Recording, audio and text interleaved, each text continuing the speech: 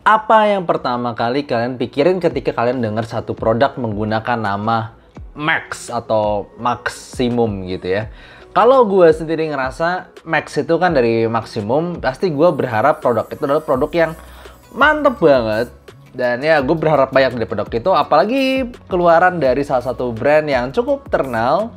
Dan ya, halo dan selamat datang di Aftersound Review. Kali ini gue bakal review salah satu keluaran dari Blond juga, yaitu Blond BL Max, dimana harga Indonesia itu sekitar 550 ribuan dan dia menggunakan dual dynamic driver. Bentuknya unik banget ya. Sebelumnya thank you dulu untuk Keep Hi-Fi yang udah kirimin gue review unitnya untuk di-review.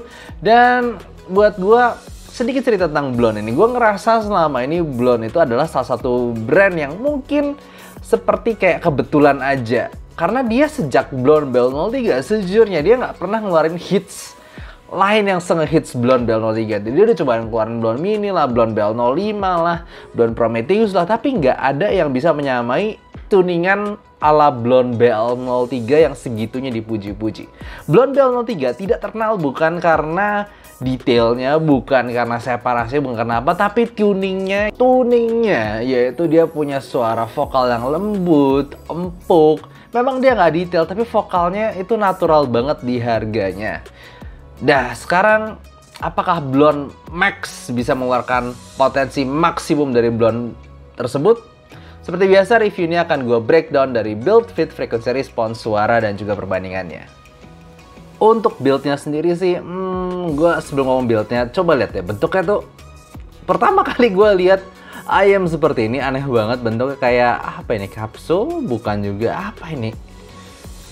Anting-anting suku Afrika gitu, gue nggak ngerti lah ini apa, tapi unik banget buat gue. Dan belakangnya pun unik, tuh lihat. Gue nggak ngerti apa yang di pikiran Blond ini ketika menciptakan bentuk seperti ini aneh banget.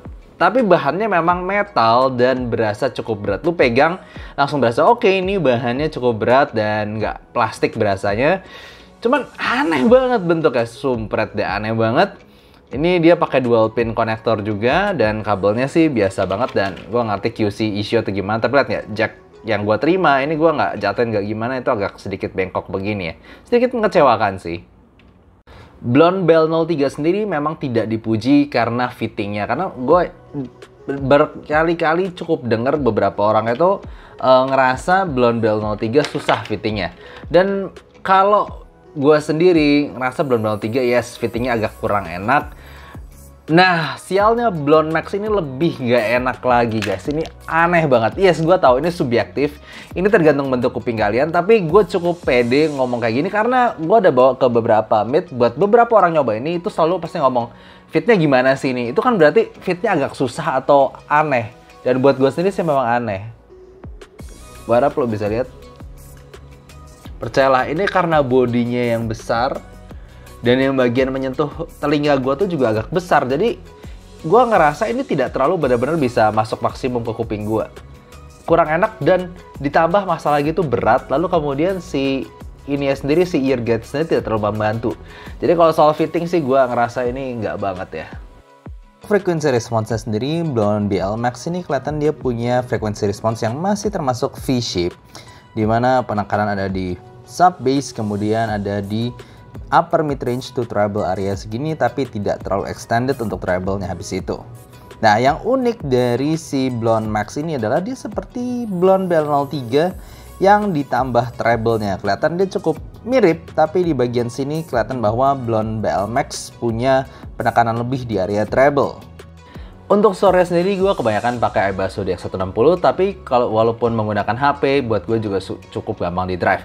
Tapi masalahnya begini, tadi kan gue sebut di bagian fitting, ini bukan buat semua orang. Bahkan gue sendiri cukup bermasalah dengan fittingnya yang gue susah masukinnya di kuping gue, dapetin seal yang bener tuh susah.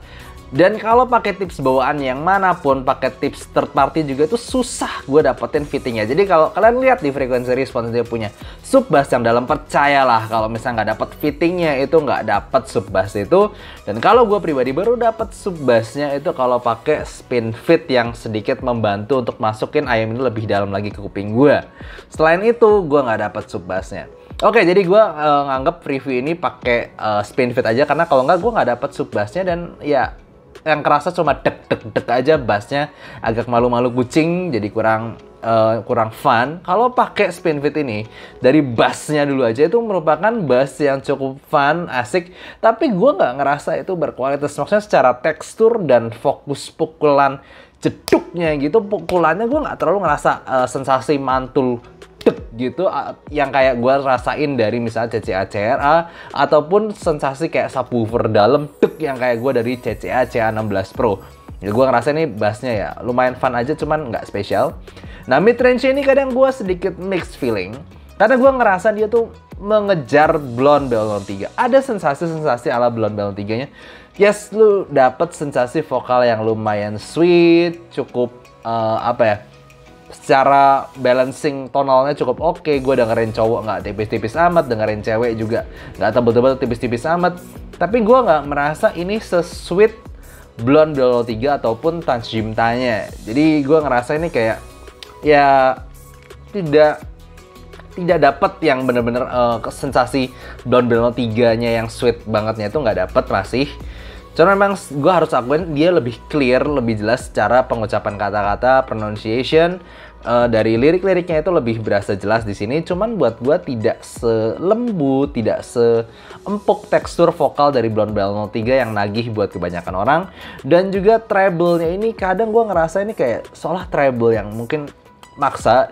Treble-nya ini unik. Karena gue ngerasa ini kalau misalnya kita ngerasa bass sama mid range doang, itu kayak bass sama mid range-nya tuh satu driver, lalu tiba-tiba treble-nya tuh driver lain. Itu gue cukup berasa di beberapa lagu, seolah bagian cymbal-nya itu lo kayak dimajuin, kayak ada driver satu lagi di sini loh yang untuk handle treble. Jadinya ya suaranya tuh seolah I am warm plus treble.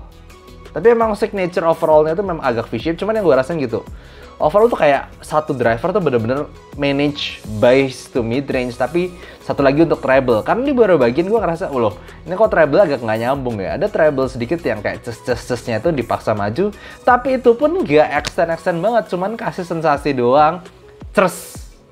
Tapi itu pun nggak kasih extend. Contohnya lu play, gue cobain banyak lagu, itu kebanyakan lu bakal nyadar di bagian cymbal tuh soalnya ada tambahan ces-ces-cesnya sedikit dimajuin. Cuman kalau lu denger lagu yang butuh extension treble dan juga tekstur treble yang lincah dan cepet gitu ya, itu dengerin La Campanella ataupun La Primavera buat gua secara detail treble, sensasi lincahnya ataupun extensionnya nggak dapat.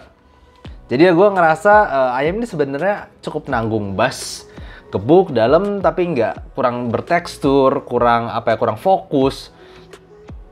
Vokalnya oke, sweet, tapi tidak sesuai Balloon 3 juga. Treble-nya sendiri seolah ada push yang mau nambah dia kasih clarity, tapi tidak terlalu extended ataupun tidak terlalu detail juga. Jadi gue ngerasa tonalnya ini sebenarnya cukup, yes, dia cukup all-rounder, tapi sekaligus cukup nanggung. Secara teknikal sendiri gue ngerasa Blonde Max ini lumayan, tapi bukan yang terbaik. Masalah kita ngomong udah budget sekitar 550.000.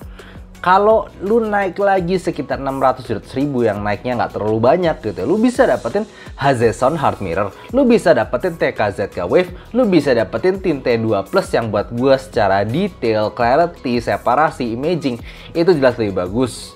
Di sini cuman kayak berasa soundstage-nya oke, lumayan luas, cuman detailnya biasa aja, stagingnya secara separasi dan imagingnya biasa aja. Jadi jelas bukan yang terbaik di harganya, tapi lumayan. Nah, kalau misalnya kita bahas perbandingannya, tentu gue membandingin dulu sama si Blonde Balloon 03 ini. Nah, ini gue ngerasa kenapa si Blonde Max ini agak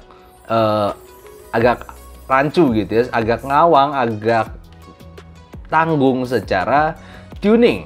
Karena gue ngerasa Blonde Balloon 3 ini satu ya, walaupun Blonde Balloon 3 bukanlah yang terbaik di fittingnya yang tadi gue bilang ya, teman, buat gue fittingnya lebih enakan Blonde Balloon 3 seriously. Dan kemudian dia punya Blonde Balloon 3 ini punya bass yang lebih lambat, tapi juga lebih gebuk dan somehow lebih bertekstur.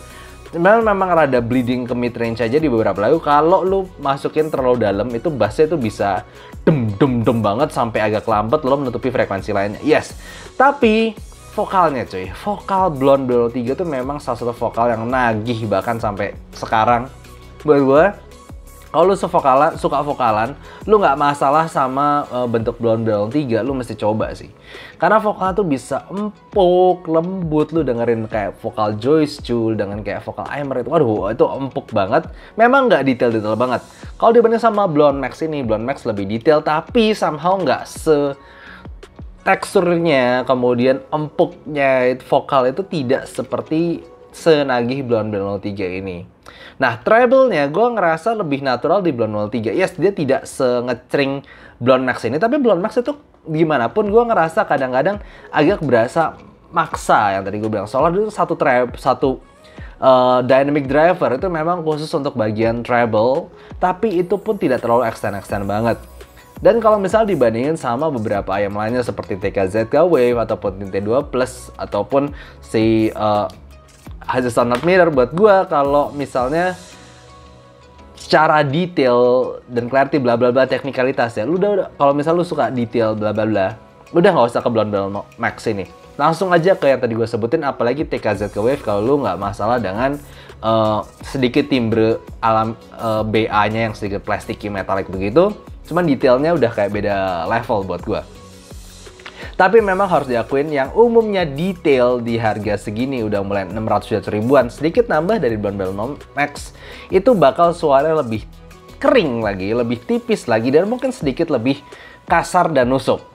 Jadi ini buat gue Blonde Bell Max ini seolah kayak berdiri di tempat yang aneh, dia kadang awkward, kadang tanggung kemana-mana. Tapi gue sendiri apakah bisa direkomendasikan? Susah, satu fittingnya itu susah. Dan gue bawa ke beberapa teman, mereka setuju, mungkin kuping Indonesia kecil kali ya. Lalu kemudian secara tonalitasnya sendiri buat gue, ya itu tonalitasnya agak nanggung kemana-mana. Gue gak ngerasa ada satu bener-bener titik, oh ini bagus banget di Blonde Bell Max ini, gak nemu gitu. Tapi dia all rounder, yes, dikasih lagu apa aja gue gak terlalu ngerasa ini jelek banget ataupun bagus banget. Jadi buat gue kesimpulannya gitu aja untuk Blonde Bell Max ini. Cukup unik, ya usaha yang lumayan dari Blonde, tapi sayangnya sekali lagi belum bisa sebagus Blonde Bell 03 dalam hal overall ya, dari fittingnya, tujuan arah tonalnya, dan lain-lain. Oke, gitu aja untuk review kali ini dan semoga kalian suka. Kalau kalian suka jangan lupa kasih like dan subscribe dan see you next time. Bye-bye. Kalau kalian tertarik dengan seputar kehidupan gue yang lebih nyantai tentang audio, bisa follow Instagram gue dari description. Dan juga rank list IM gue juga gue taruh di description. Dan selanjutnya gue juga berbagi ilmu tentang audio di playlist Soundblog berikut. Dan jangan lupa untuk saksikan live gue setiap hari Jumat jam 9 malam. See you next time.